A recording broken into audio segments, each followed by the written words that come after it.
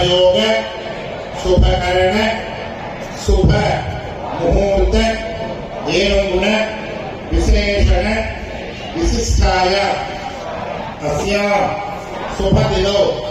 अस्य देवदेवस्य श्रीमते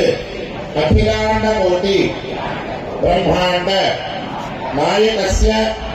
श्रियः पते पुरुषोत्तम अस्य अगणित नैव दिव्य अवतारक अस्य अखिल हेय